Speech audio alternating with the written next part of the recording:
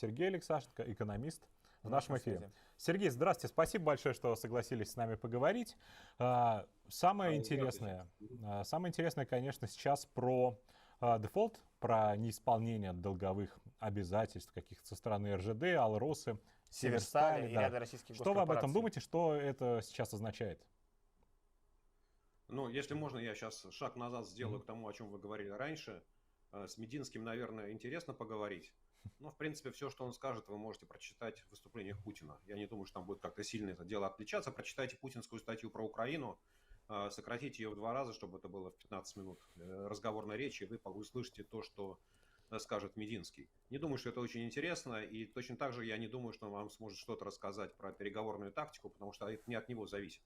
Да, он такой человек, который выполняет задачу. Ну, ладно, интересно про задать дефолт. вопрос и услышать, что же Не-не-не, человек ответит. я Все же думают, что они согласен. смогут задать какой-то вопрос с подковыркой, который просто посадит собеседника в лужу. Но эти люди, конечно, за десятилетия работы привыкли врать и отвечать вообще на любой вопрос, и для них соврать совершенно несложно. Так что, конечно, это Ну, заблуждение, но каждый в это смотри, верит. Путин 20 лет ведет пресс-конференции, прямые линии, еще никто его так по большому счету в лужу посадить по-хорошему не смог. Ну, так. То есть это можно, но не очень просто. Ладно, про дефолт. Да. Ну, собственно говоря, с кем, как не со мной, говорить про дефолт, да? Это мы придумали Windows, это мы сочинили дефолт. Ну, что, жизнь там такая интересная. Вот, смотрите, на самом деле я бы подходил к нынешней ситуации немножко по-другому. Конечно, вот тот дефолт, о котором сейчас все говорят, дефолт Российской Федерации, РЖД, Алроса, ну, это не тот дефолт, что был в 98 году. То есть сразу нужно всех успокаивать, да, что никаких последствий а-ля 98 год даже близко не будет. Я сказал так, что, ну, если серьезно говорить, что никто не заметит этого дефолта, потому что главное следствие дефолта, ну, так, если говорить там, в международной экономике, это то, что заемщик, ну, там, Министерство финансов, РЖД, Алроса, Северсталь, не смогут выходить на внешние рынки и не смогут привлекать новые займы. Ну, собственно говоря, они и так не могут. Для них рынки закрыты и заблокированы, никто из инвесторов, им запрещено, да, и американским, и европейским инвесторам давать деньги в долг. Поэтому здесь никаких последствий не будет. Ну, что мы помним из 98 года? Ну, была девальвация, была инфляция. Ну, так у нас уже все это случилось. Да, у нас уже и была и девальвация, уже была инфляция, и, собственно, инфляция будет раскручиваться дальше. Поэтому я бы дефолт образца 2022 года немножечко переформатировал. Я бы сказал, что этот дефолт случился 24 февраля, когда Российская Федерация сказала, что она не собирается исполнять свои обязанности как члена Совета Безопасности ООН, как ответственного члена международного сообщества. Да, потому что у каждой страны, особенно у такой страны, обладающей там, вторым или первым по величине арсеналом ядерного оружия, есть некие обязательства перед мировым сообществом. Да? Вот, и Россия отказалась их исполнять. Поэтому дефолт уже случился, и самые страшные последствия этого дефолта уже пришли в нашу жизнь. Сергей, то есть дефолт, я вот тут об этом в начале нашего эфира говорил, это сейчас просто как страшное слово вот с тех времен. Оно каких-то последствий для простых россиян вот прямо здесь сейчас не нанесет, правильно? Если доступно. Да, Руслан, абсолютно правильно. Дефолт – это техническое определение, да, неисполнение должником своих обязательств. Но последствия дефолта, они уже наступили до него, да, поэтому последствий ждать не следует новых.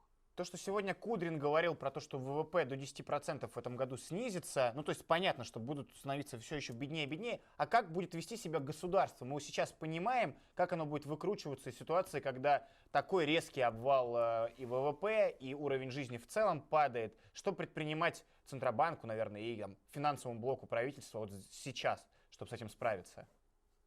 Ну, Руслан, смотрите, ведь у каждого, что называется, есть своя задача. Да? Вот у Центрального банка есть задача продемонстрировать всему миру и в первую очередь российскому населению, что на валютном рынке все в порядке. Ну, они взяли и запретили покупать валюту импортерам. Да, потому что, ну хорошо, но через 3 месяца не будет импорта, но это же не наша проблема. Отсутствие импорта – это проблема Министерства торговли, Министерства экономики, регионов, торговых сетей. А Центральный банк за это все не отвечает. Поэтому мы видим, да, что вот там курс рубля, что называется, вскочил и упал, отжался обратно. Да? Соответственно, Министерство финансов отвечает перед Путиным за то, чтобы в казне всегда были деньги и чтобы все хотелки Путина могли финансироваться. Там Кудрин говорит падение на 10%, но я бы сейчас всерьез даже не дискутировал на эту тему, потому что у нас нет даже статистики за первый месяц, за март. Дальше мы смотрим, что Министерство топлива и энергетики, Центральный банк начинают закрывать статистику, которую они обычно давали раньше. То есть в экономике что-то происходит явно плохое. Они это уже понимают. И они закрывают данные. Поэтому вот какой-то такой более или менее обоснованный прогноз того, что будет происходить в экономике, там минус 10, минус 8, минус 15, это можно будет давать где-то, ну там ближе к концу лета, когда будут итоги второго квартала. Да? То есть раньше даже опереться всерьез не на что. Что будет делать Силуанов как министр финансов? Значит, нужно, чтобы количество поступающих денег всегда превышало количество уходящих денег из кассы. Соответственно, сколько инфляция прогноз? Вот там мой личный прогноз от 25 до 30%. Значит, вот в этот прогноз, который делает Минэкономики, будет заложено, что спад 10%, инфляция 15%.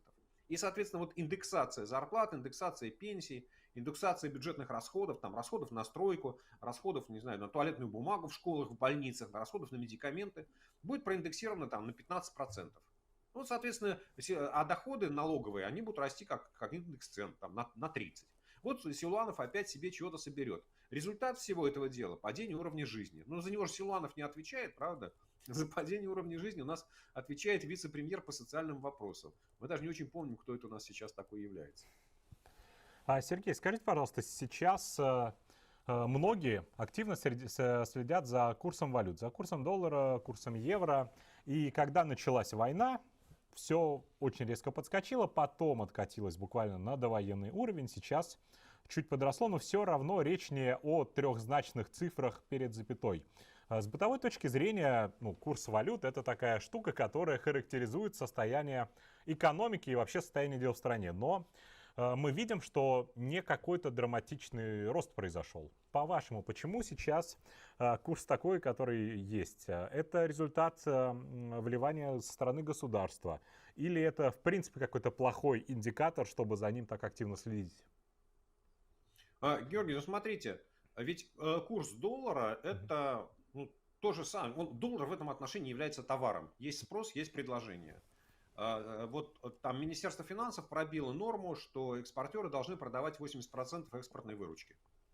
А Центральный банк ввел валютные ограничения, что нерезиденты покупать валюту не могут, там граждане валюту покупать не могут, импортеры могут покупать валюту только по разрешению Центрального банка или правительственной комиссии, и в результате спроса на валюту мало.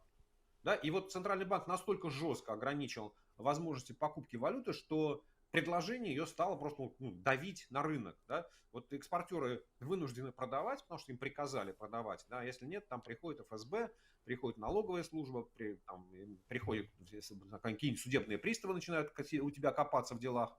Вот. Экспортеры выносят валютную выручку на рынок, а ее никто не покупает. Ну, естественно, в этой ситуации цена доллара, она снижается.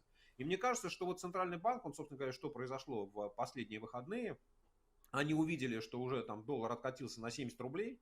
Это, напомню, курс был, наверное, конца октября, начала ноября, когда и нефть, в общем, стоила где-то там $80 за баррель, а не те там 95, которые она стоит сегодня. И вот Центральный банк начал потихонечку откручивать назад. А вот давайте мы сейчас там населению разрешим покупать, отменим эту 12% комиссию. Но для компаний пока ее оставим. И импортеры пока по-прежнему будут к нам приходить в очереди. Поэтому я бы вот сейчас всерьез не обращал внимания на то, каким будет... Вот, то есть, скажем так, то, что мы видим на бирже, то, что мы видим официальный курс рубля, это, вот как вы абсолютно правильно сказали, самое главное, чтобы не было трехзначных значений. Самое главное, чтобы население не возбуждалось. Да, то есть Центральный банк таким образом видит свою задачу по сохранению стабильности в обществе, стабильности на валютном рынке, на финансовом рынке, чтобы не было паники. Вот если там за 90 начнет перескакивать, значит это паника. А уж если за 100, так население побежит выносить все, что только можно. Поэтому этого нельзя допустить. И вот Центральный банк, собственно говоря, если в 2014-2015 году он, что называется, принял абсолютно правильное решение, сказав, пусть рынок все отрегулирует, и отпустил курс доллара, то сейчас он говорит, нет, рынку мы ничего не дадим, сами будем решать. Будем в ручном режиме подкручивать. Там дорогой доллар, значит добавим покупки импорта, разрешим импортерам покупать побольше.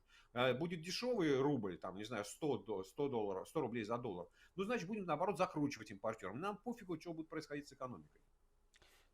То есть, уточняющий вопрос касательно того, что вы нам сейчас сказали. То, что делает Центробанк, он, получается, сейчас выполняет такую роль недопущения психолога, которого задача не допустить паники среди населения, чтобы не было хаоса, да, чтобы никто не взбудоражился и не начал как-то протестовать, но как-то остановит это рост цен на продукты. Вот этот вот официальный курс, который не трехзначный пока что и является каким-то приличной цифрой, которая не шокирует, если человек не следит за новостями и просто видит ее на табло в банке. Руслан, на первый вопрос ответ «да». То есть Центральный банк выполняет роль такого психотерапевта, успокоителя, Кашпировского, да, смотрите все суда. Вот. А на второй вопрос нет, конечно, не остановит это роста цен, потому что когда Центральный банк запрещает или не дает разрешения на покупку импортных товаров, то товаров в магазинах становится меньше, ну а когда предложений меньше, цены идут вверх.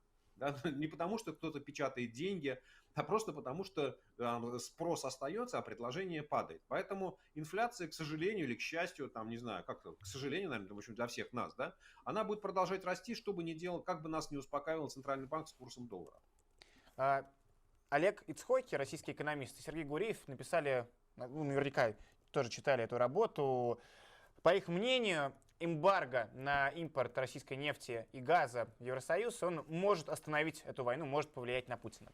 Пятый пакет санкций, который был пару дней назад принят, касался запрета на уголь и закрытия морских портов для российских... Под российским флагом. Под российским флагом, да. Не идут пока на этот самый запрет на экспорт российской нефти и российского газа, но вы согласны с мнением, что это, наверное, сейчас самое мощное из санкционных возможностей, которое только может быть? Или есть что-то еще, что может каким-то образом... Я понимаю, мы не можем с вами гадать, что именно остановит Путина, но вот с точки зрения давления на экономику, на какие-то сектора российской экономики, что еще осталось, кроме эмбарго на нефть и газ? Руслан, опять много составных этого вопроса. Да, я читал эту статью Сергея Олега, с ними дискутировал на эту тему, и у меня другая оценка ситуации. И вот первая часть: могут ли санкции остановить Владимира Путина? Ответ: нет, не могут. Потому что военная операция, это вот война, которая идет, все-таки это, давайте так, это вопрос пока, там мы видим его, это вопрос недель. Любые серьезные экономические санкции, они начинают влиять на экономику, ну, с таким серьезным лагом. Ну, вот был скачок инфляции, и что? Это остановило как-то Путина? Это уменьшило количество денег у Министерства финансов? Вот там Олег и Сергей пишут, что если ввести эмбарго на экспорт российской нефти, то у Минфина не будет денег. Я отвечаю: нет, неправда.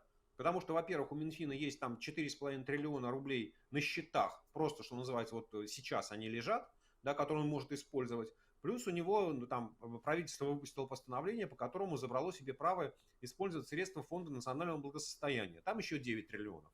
4 плюс 9 – 13. Это примерно половина российского бюджета по расходам. Это означает, что, вообще говоря, российский бюджет может профинансировать расходы свои в течение полугода, вообще не собирая налогов. Да? То есть вопрос, что это остановит войну, это каким-то образом помешает там, Путину вести войну. Но это, вот, знаете как, я не говорю, что там нужно пытаться всеми средствами это сделать. Но вот прямой причинно-следственной связи нет. Ну и уж точно совершенно Путин не финансирует войну за счет долларов и евро, которые он получает от экспорта нефти и газа. Российская экономика получает. Это первая часть. Вторая часть связана с позицией европейских стран. Евросоюз большая организация, там 27 стран, каждый живет в своей, что называется, географической зоне, у каждого есть своя зависимость или независимость от импорта российских энергоресурсов. И страны, которые, ну, например, Германия, самый показательный пример, она долгое время, там, ну, начиная с 70-х годов, со времен Советского Союза, Леонида Брежнева и Вильяма Бранта, да, вот это газ на трубы, строила энергетическую зависимость. То есть относилась к Советскому Союзу, а потом к России, как к надежному поставщику энергоресурсов. И на самом деле, вплоть до последних дней, да, вот уже война началась, да, Северный поток там еще там, не сразу остановили, да, то есть вот строили, чтобы еще больше укрепить. В результате Германия потребляет там, примерно 40% газа, если не 45%, который приходит из России. По нефти примерно то же самое, около 40%.